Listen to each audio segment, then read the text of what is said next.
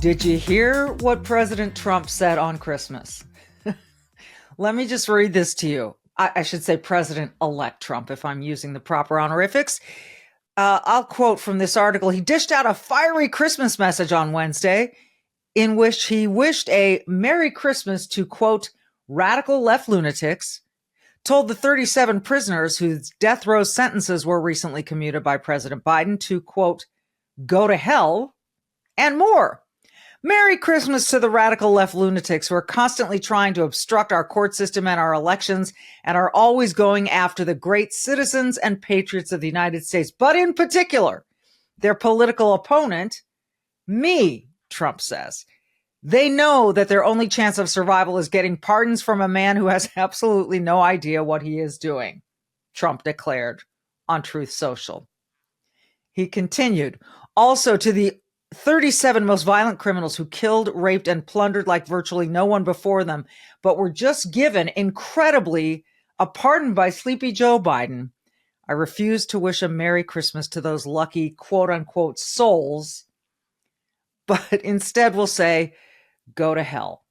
He continues, we had the greatest election in the history of our country. A bright light is now shining over the USA, and in 26 days, we will make America great again. Merry Christmas.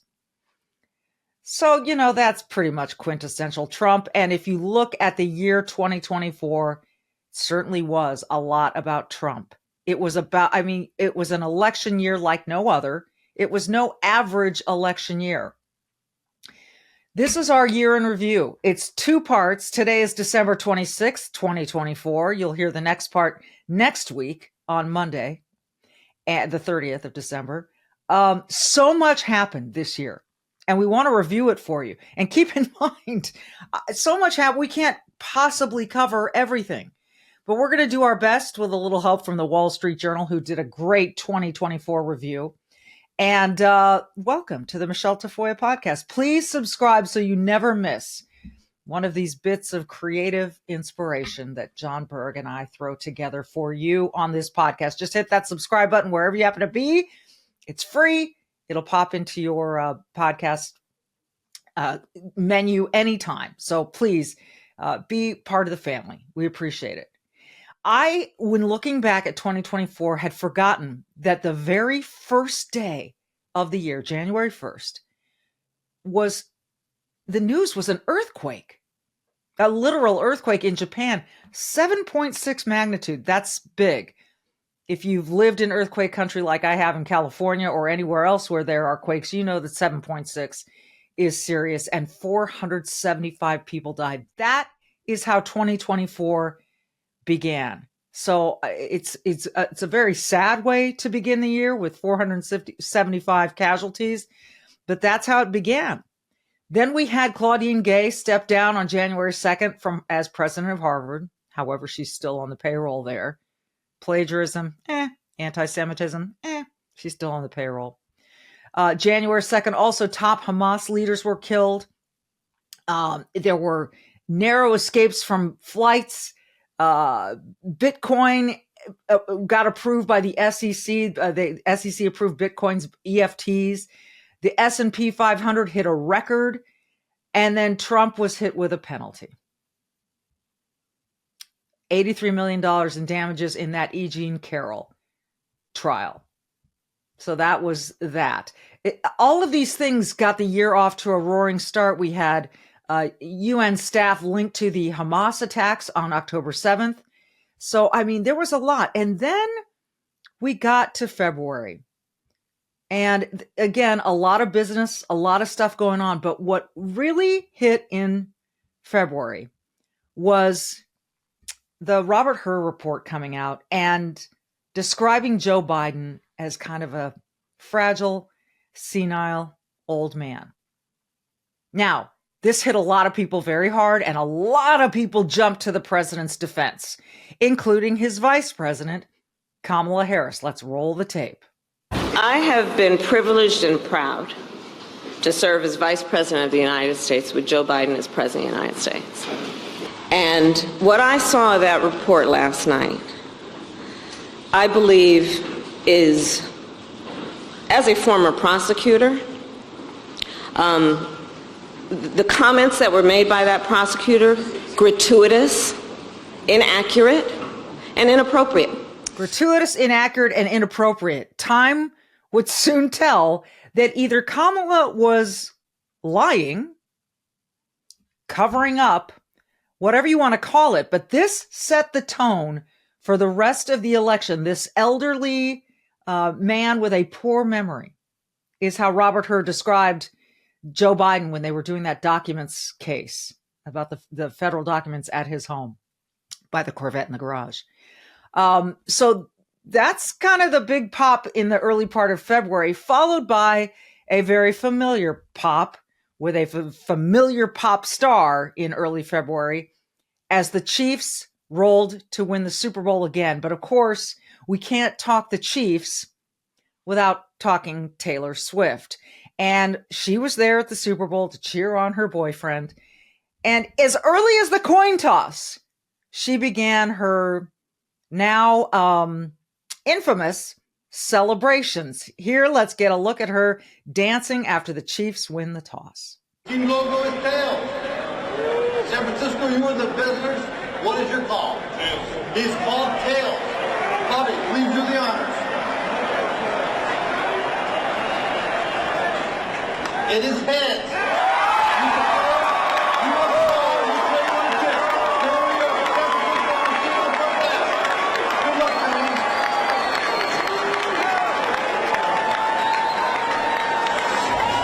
Super Bowl fans, we are moments away from kickoff at People All Fitness football history right here together at Allegiant Stadium. The Chiefs, they tasted the sweet nectar of victory last year, but they want more. And the 49ers. So, I mean, that's about as excited as you're going to see a person over a coin toss, but she's still learning the game, I'm convinced. She's still figuring it all out. And then, of course, the Chiefs went on to win the Super Bowl again. But what was tragic was the parade in Kansas City later, where there was a shooting. This was so, I don't know. Do you say it was so unexpected, or do you say now that shootings are kind of a dime a dozen? It's really, look, most of us believe in the Second Amendment, but some of this stuff is just ridiculous, where you have to worry about being at a parade or at the Phoenix airport last night. So let's remember that one person was killed and 22 were wounded at this Kansas City Chiefs parade. Roll it, John. And after the Super Bowl parade for the Kansas City Chiefs, Kansas City police say that 2 armed people have been detained. Video shows the 2 being tackled by parade goers. Officials on the scene say 3 victims are in critical condition, 5 people are in serious condition, 1 has non-life-threatening injuries. About 1 million people were expected at the parade, along with 600 law enforcement officials. More from ABC coming up at 6:30. Really sad, really unnecessary, obviously, just tragic. And the woman that died was a DJ, a local DJ. It was a really very tough story. And when you consider that there would be 600 law enforcement people there, it just, I don't know the answer, folks. I don't have the answer for all of this. But certainly mental health has to come into priority. Now, the big story mid-February, and this was interesting because people on the Democrat side wanted Donald Trump either in prison or just left with no money whatsoever to support his campaign or to be able to run, or they wanted him ruined. They wanted him out of the picture. So one of the big attempts we talked about earlier, the E. Jean Carroll civil lawsuit, and then there was the fraud case brought by Alvin Bragg in New York and Letitia James. They were sort of collaborators in this effort. And this case, by all accounts, was a big nothing burger. They took this little $150,000 payment that Trump made to Stormy Daniels for her silence, whatever, and turned it into a fraud case that, again, legal experts said would never have been brought if the man's name wasn't Trump. So what ended up happening was a judge said that Trump needed to pay more than $350 million for misrepresenting his wealth. And we've got a clip. And then let's remember that in the wake of this, the donations started to pour in. Go ahead and roll it, John. Thank you very much. Tonight, a potentially crushing blow to Donald Trump's business empire and bank account. The former president ordered to pay more than $350 million and banned from running a business in New York or applying for loans in the state for 3 years. His two sons each fined $4 million and barred from doing business in New York for 2 years, thrusting the leadership of the family company into peril. Being prohibited from doing business in your home state or the state where you have so many properties and so many business activities is an absolutely devastating sanction. Devastating sanction it was. And so there you have it. That was how the year began for Trump. And honestly, how a lot of people started to feel like this lawfare was really targeting the man that a lot of people wanted to be president. And they responded as they did by pouring in donations. Now, Trump never came close to getting the $1 billion that Kamala Harris would eventually get and squander. But he certainly was buoyed by these cases that made him a sympathetic character.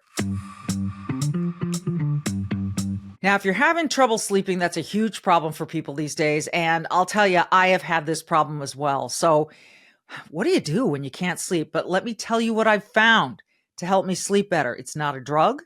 It's not a prescription. It's a cream. And I apply it at bedtime. Simple. Listen, I was skeptical, but I tried it. And I was amazed that this stuff really works and I sleep so much better.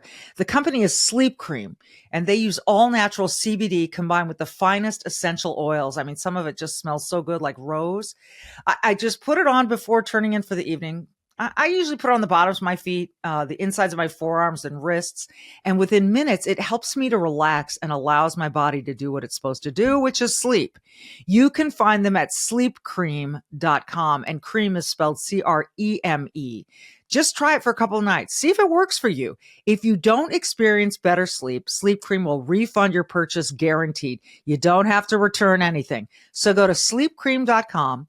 That's sleepcream.com with cream spelled CREME.com. And for the next few weeks, use the code GAMEDAY at checkout and you'll get free standard shipping off your first order. That's GAMEDAY at checkout, all one word, for free standard shipping. If you're ready for your best sleep ever, go to sleepcream.com, sleep, CREME.com. So February continued with NVIDIA hitting $2 trillion in value, with Mitch McConnell stepping down as the Senate leader. Some other big stories, a Northern California snowstorm, which was unusual, and then a big development at NATO. Sweden officially joined NATO as the 32nd member, marking the alliance's historic expansion in response to Russia's invasion of Ukraine. Roll it, John. This has been a little bit of a road, but I think we've known from day one that we would be here today, and now we are. This is a historic moment for Sweden. It's historic for our alliance. It's historic for the transatlantic relationship.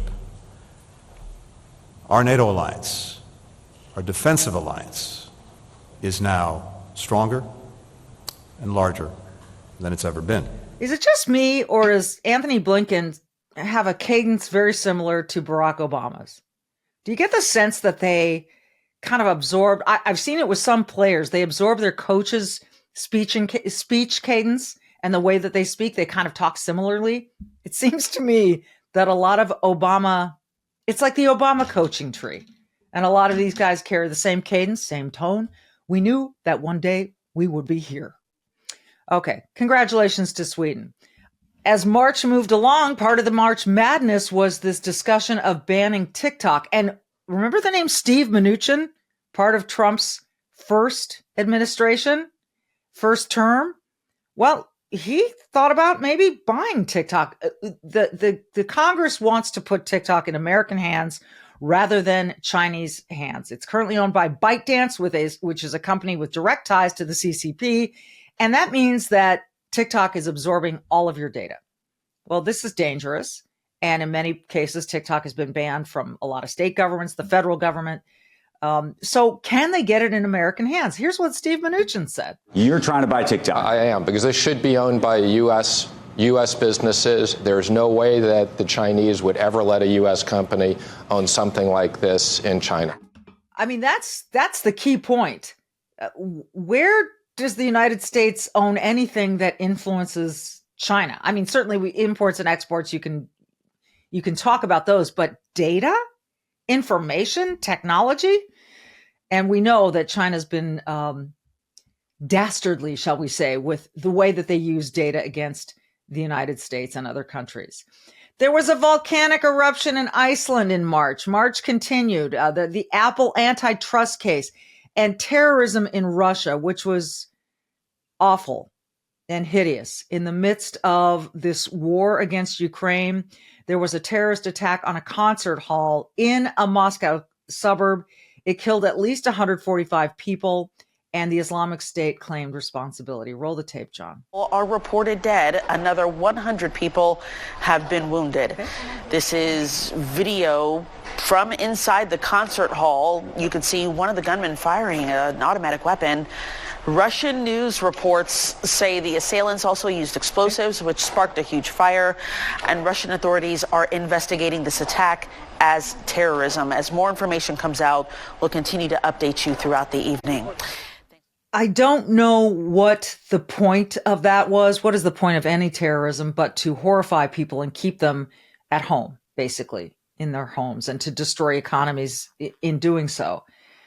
But every time I think about the words of one of the gentlemen from Israel who after October 7th said, they're coming for you next. They're coming for you next. And an attack, if it was an Islamist attack on Russia, almost seems to be a rehearsal of sorts. And I hate to be Debbie Downer, but it's a little terrifying. And again, this takes us back to the border and why I think Trump won this election. Late March, the 26th to be specific, Baltimore, a bridge collapsed as this barge ran into it. This video is astonishing. Take a look. Operation with multiple local, state, and federal resources involved. With that, I'm going to turn it over to our Mayor Brandon Scott. Thank you, Chief. Everyone, this is a tragedy. Yeah, if that visual didn't shock a lot of people, I don't know what would, but that was a stunning story, and we're still feeling the repercussions of it. At least in Baltimore, they certainly are. Now, I know how uncertain things feel right now. Prices are up, the markets are unpredictable, and we're even hearing whispers about World War III. And like a lot of you, I wanted to understand how to prepare my portfolio for these turbulent times. And that led me to learn more about American independence gold. Gold and silver have historically stood the test of time. We're talking through wars, through recessions, through market crashes. They're not just investments. They represent stability and peace of mind for families like mine. And right now, I'm holding a gold bar from American Independence Gold in my hands. It's real, it's heavy, and it could be yours when you open a gold IRA with $10,000 or more. American Independence Gold is a veteran-owned company that supports our military families and first responders. Plus, they cover custodial fees for life on qualifying accounts. Take your first step toward diversifying your portfolio today with American Independence Gold. Text the word GOLD to 717767 for a free investment guide. That's GOLD to 717767. Discover how gold and silver could fit into your portfolio with American Independence Gold. Text GOLD to 717767 now. Late March continued with Sam Bankman-Fried not being freed. He got sentenced to 25 years in prison for, again, what prosecutors called one of the, quote, largest financial frauds in U.S. history, capping the one-time crypto king's meteoric rise and fall. I mean, this kid, and don't forget, Tom Brady did an ad for him. Matt Damon did an ad for him. A lot of celebrities got involved with Sam Bankman-Fried. And then it just came crashing down. Roll the tape, John. Sam Bankman-Fried, who was once known as a cryptocurrency whiz kid, has just been sentenced to 25 years in prison. Bankman-Fried was also found guilty of 7 counts of fraud and conspiracy in November. Prosecutors say the 32-year-old ran the FTX cryptocurrency exchange into the ground while he was lining his own pockets. Analysts called the collapse one of the largest white-collar crimes of all time. You look at the guy and you think, wow, you were capable of that? And remember how his parents tried to sort of come to the rescue? I think they were both professors at Stanford, if I'm not mistaken. And what a story that was. 25 years in prison for Sam Bankman-Fried. One of the other big stories about March and April, of course, there's always March Madness followed by the national championships. And this year was especially unique because of one person, Caitlin Clark. She elevated the women's game to a place it had never been before in college basketball history, and she would go on to do the same in the WNBA. Caitlin Clark is simply focused. She's a goal setter. She's a goal scorer. She can score from almost anywhere on the court, and it's really her drive that makes her different, but also, look, her work ethic and some God-given talent. Here's Caitlin Clark and why she has had so much success. I don't want anyone to be better than me, and whatever it is, I just want to be better than everybody else. I think I'm very real with myself too. I know when I maybe haven't done my best in something, and I'm going to be the first person to look in the mirror and know what I need to get better at. And so I think those two things, that's what helps me be the best. Is I can be very honest and real with myself, and I think at times that's what definitely the younger generation struggles with, is they always want to point fingers, but. You always gotta look at yourself first and see how you can improve. So, I think it's that. I just want to be better than everybody else. I love that candor. I don't want anyone to be better than me. That really, there's nothing wrong with that. I think a lot of people feel that way, whether it's in the competitive sports world or you're a musician or you're a businessman or a lawyer. You don't want anyone to be better than you. And for her, it's driven her to this. Now, she would later receive the AP Sports Person of the Year and the Time Athlete of the Year, many, many awards. That's how big her influence has been. She also sort of bent the knee late in the year to social justice and said, I'm white. That means I have privilege, and we need to celebrate all the Black women who started this game. The only bone I had to pick with her there is, why did you need to bring up skin color at all? I don't think you did, but she did. Well, just as women's basketball then upstaged men's basketball, they had a higher rating in the Final Four than the men's basketball did. The moon upstaged the sun. And I stole that line from the Wall Street Journal. I had to because it was just too good. But I remember watching this solar eclipse, and it was pretty damn cool. And it made me want to go to a place where I could see it in full, because the people who experienced the full-on blackout in the middle of the day talked about it like it was this awesome moment. Texas was one of those spots that had a really good seat to viewing this. Let's take a look. FAA.com. One of them, this is no surprise, the solar eclipse. That once-in-a-generation event brought people from far and wide to North Texas to experience totality.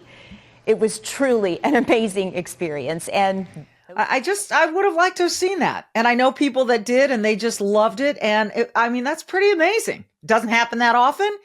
And when you have the right seat in the house, if you will, it's people get very emotional about it. It's the way that things turn in the solar system, and it's very rare, and I think it's very striking. A lot more went on in April. Trump's hush money trial began. There was flooding in Dubai. There was a lot that went on. A Sahara Desert storm. Aid for Ukraine continued. The criminal inquiry of McKinsey, that vaunted business that all MBAs want to go work from. Inflation continued to linger no matter what they told us. Campus protests went on. and Columbia had to cancel its graduation. Roll the tape, John. Free Palestine!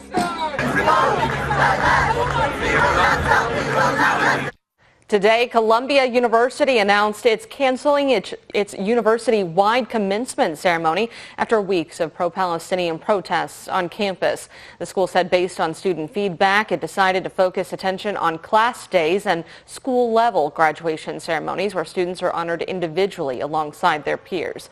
During University of Michigan's graduation, dozens of students disrupted commencement ceremonies, waving Palestinian flags. Demonstrators marched through the aisles carrying banners while chanting. This got so old, and it made you wonder, okay, why are these universities the epicenters of these protests? What are they teaching these kids? Who is teaching these kids? How is anti-Semitism this pronounced in 2024? How is this happening? And how do we get rid of it? I mean, after the Holocaust, we said never again. October 7th happened. There are really no words for that day to describe the horror and the brutality. And then these people protested Free Palestine. And they clearly don't have an accurate history of the region. Many of them had no idea what from the river to the sea meant. And then a lot of kids didn't get the graduation days that they, quite frankly, paid for at these expensive universities. University of Southern California also canceled its main major graduation ceremony that has been held there for decades. And so the inmates started running the asylums. That was disappointing for me, and I think for a lot of people. The Dow closed above 40,000 for the first time ever. What a moment. Go ahead and roll it, John. Making day on Wall Street today with the Dow closing above 40,000 for the first time ever. There's the historic number, 40,003.59. The S&P 500 and NASDAQ also had winning weeks. Now, that didn't make people feel any better about inflation and their own pocketbooks, but that was an historic moment in 2024. Now, if you're still having trouble sleeping, let me tell you that my troubles have diminished because of a product that I found. I was a big skeptic when I was first introduced to it, but having used it and experienced the benefits, I now feel very confident telling you that Sleep Cream is the answer that worked for me. Look, sleep is a problem for so many people. So you don't need to turn to a drug. You don't need to turn to a prescription. This is a cream. I apply it at bedtime. And like I said, I was a skeptic. The company is Sleep Cream, and they use all natural CBD combined with the finest essential oils. So usually what I will do is put it on the insides of my forearms, the insides of my elbows, maybe the bottoms of my feet. And within minutes, I am relaxed and my body can do what it's supposed to do, which is sleep. You can find them at sleepcream.com. Cream is C-R-E-M-E.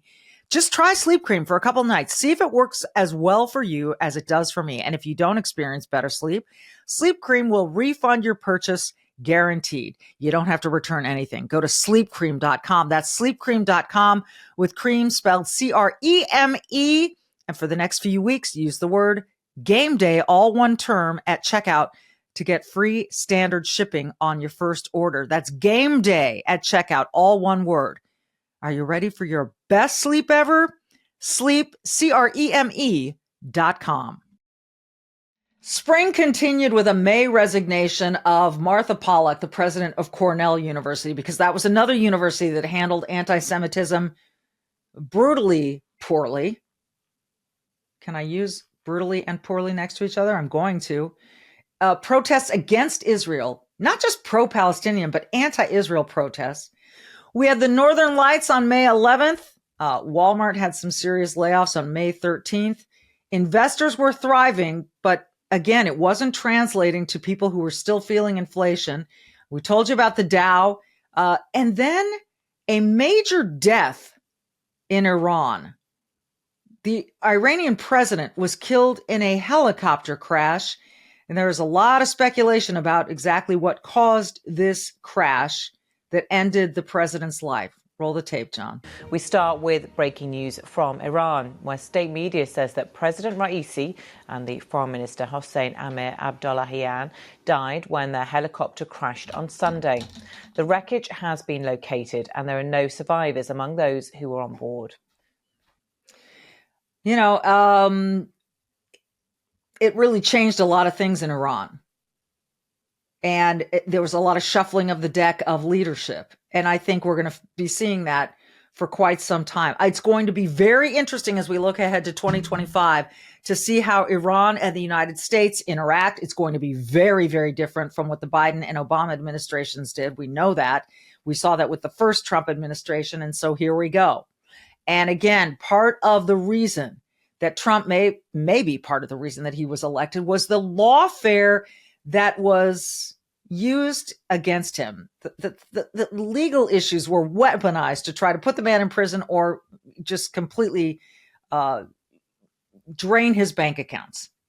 Then on May 30th, Trump was convicted in New York, found guilty on all 34 counts in his hush money trial, making him the first former U.S. president convicted of a crime. This was the lawfare that Alvin Bragg and Letitia James wanted, and they got the result they wanted.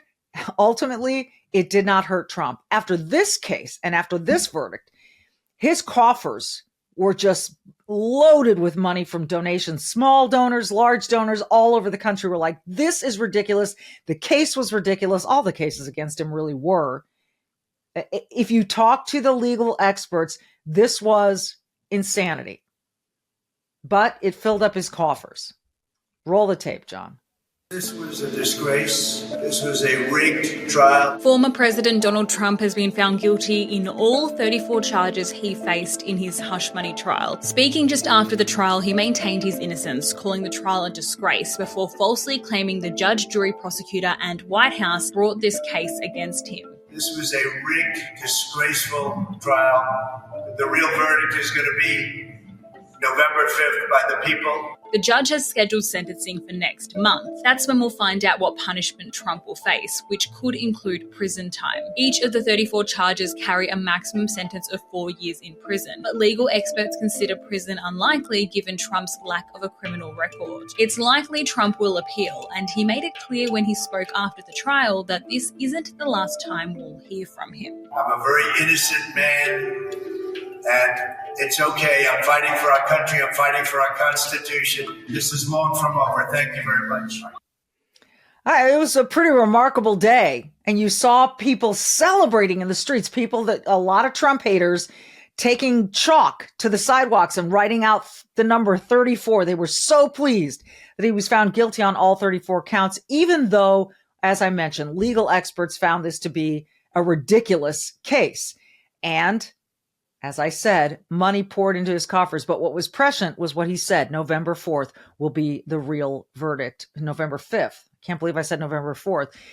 Will be the real verdict. And it was. June 8th saw a hostage rescue in Gaza. June 11th, Hunter Biden was convicted in Delaware. June 14th, the High Court threw out the ban on bump stocks. That was rather controversial. There was Brazilian flooding in June. So much happened. June 17th, the NBA champions were crowned. Roll the tape, John. All the sacrifice, handling the enormous weight of massive expectations, ends tonight here. It's over. Time to say it again, Boston. Anything's possible. Banner number 18 has been secured. The Celtics are NBA champions. And that one touches my heart just a little bit because when he said anything's possible, it was a reference to Kevin Garnett's post-game interview with yours truly after they won the championship with KG. And he said, anything's possible. He kind of screamed it. It was an epic moment. It was certainly one of the highlights of my career. And so to have that line referenced, like I said, not to make it about me, but let's make it about me. That's not who I am, but you know what? I just had to mention that. That was really, really cool. Willie Mays died on June 18th of 2024. That was the Say Hey Kid, one of my dad's favorite baseball players. That was really sad for a lot of baseball fans. And a lot more happened. I mean, so much has happened this year that it really is hard to distill this into a podcast, but we're trying to give you the highlights. And those are the highlights for this episode. When we come back Monday, we'll have the rest of the year for you. 2024, a look back. In the meantime, be brave and do good. And this message for you about the inauguration. On January 20th, that is the day. Washington, D.C. is the place where Donald Trump will be inaugurated as the 47th president of the United States. And we want to send you there. You can win a once-in-a-lifetime VIP experience to attend the inauguration in Washington, D.C., including airfare for you and a guest to Washington, a 3-night stay in the nation's capital, tickets for the presidential inauguration, and much more. Don't miss this extraordinary opportunity to celebrate the greatness, history, and excitement of a presidential inauguration. To enter, see the link in the show notes for this episode, or go to SalemPodcastNetwork.com/Trump, SalemPodcastNetwork.com/Trump.